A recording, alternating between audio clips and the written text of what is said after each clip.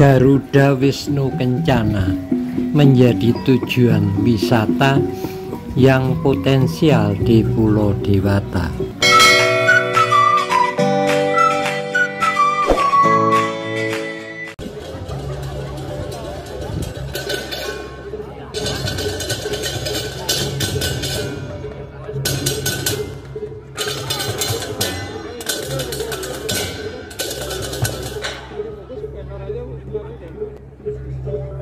Di tengah-tengah kesibukan bekerja meeting di Bali, saya menyempatkan diri mengunjungi Garuda Wisnu Kencana.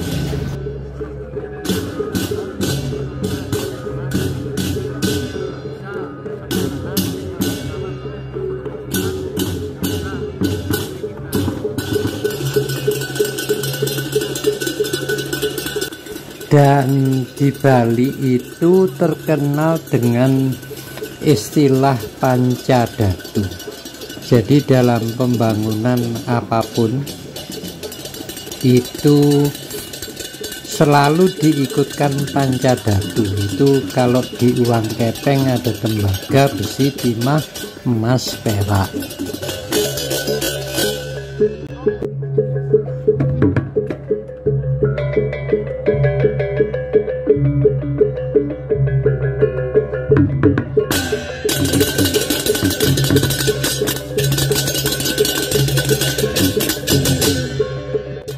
Jadi kenapa juga disebut istilah Garuda Wisnu Kencana? Kencana itu dalam bahasa lainnya adalah emas. Sedangkan Garuda itu asal katanya Garudia. Lambangnya seperti itu, burung Garuda. Dan Wisnu adalah Dewa Wisnu yang menunggangi Garuda.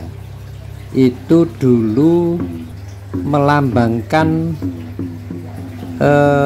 Prabu Erlangga pada saat kerajaan Kahuripan, atau Singhasari juga mungkin masih seperti ini lambangnya. Wisnu menunggang Garuda. Dan kalau di Jawa Timur yang terkenal yaitu Universitas Airlangga.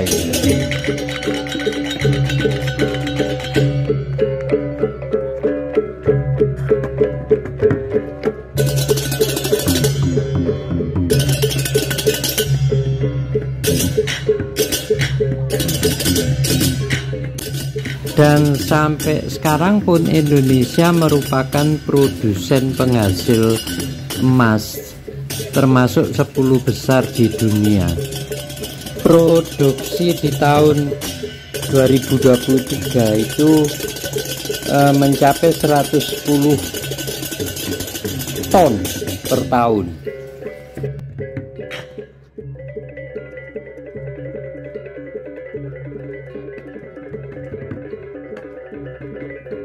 Dan kalau dihitung itu 110 kali 1 juta, karena kilo per gram. 1 gramnya 1.200.000 harga terakhir ya, harga saat ini. Jadi kira-kira dalam 1 tahun 132 triliun penghasilannya. Itu baru sekedar jualan bahan baku, Mas Murni. Belum lagi kalau hilirisasi. Sementara nenek moyang kita dulu sudah membuat itu kaca benggala, membuat patung, membuat perkakas, segala macam yang apa itulah yang istilahnya sebetulnya hilirisasi. Jadi hilirisasi tidak sekedar smelter atau ya jualan bahan baku, itu yang mestinya dilupakan menjadi benda-benda sehingga nilai tambahnya menjadi lebih besar. Sebagai contoh misalnya untuk membuat ukiran di keris. Saat ini aja harganya dihitung per gram. Jadi ya semacam itu, ini semacam ukiran ya, tapi di barang-barang kabudan zaman dulu itu ya berapa gram. Kalau dihitungnya per gram sekarang 500.000, jadi ya harga jualnya menjadi berapa, kan jadi berkali-kali lipat dibanding hanya sekedar menjual emas batangan yang sekarang itu banyak ya, emas batangan yang 24 karat itu aja yang dibilang itu sudah hilirisasi. Dan ya itu hanya untuk mengambil bahan baku dan mengolahnya menjadi bahan mentah, itu aja sudah bukan dilakukan oleh anak-anak bangsa, rata-rata pengusaha asing yang mengerjakannya. Sementara di zaman dulu sampai ya membuat barang-barang kerajinan, industri kreatif ya. Kalau zaman sekarang itu sudah kita lakukan sendiri, tidak hanya mengolah bahan tambang menjadi bahan baku, tetapi langsung membuatnya. Industri kreatifnya udah jalan sejak zaman-zaman dahulu. Ya nggak tahulah, jangankan barang-barang seperti ini, sekarang kita bahan-bahan di dapur kita sendiri aja sudah impor.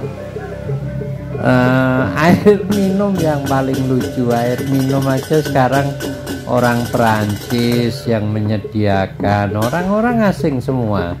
Kita menjadi tidak percaya kepada diri kita sendiri lagi. Aneh itu, apa yang menyebabkan itu semua? Ya kalau kita berpikir-pikir ya kita menjadi tambah bingung. Tidak hanya barang-barang yang kita perlukan sehari-hari, bahkan yaitu tadi apa, ilmu-ilmu yang didapat dari luar sana lebih dipercaya, lebih dihayati, lebih dijadikan pedoman hidup, dan yang sudah jelas dilakukan oleh leluhurnya sendiri malah disepelekan, sehingga muncul lagu Itulah Indonesia. Ya wis ngono kuwi Indonesia.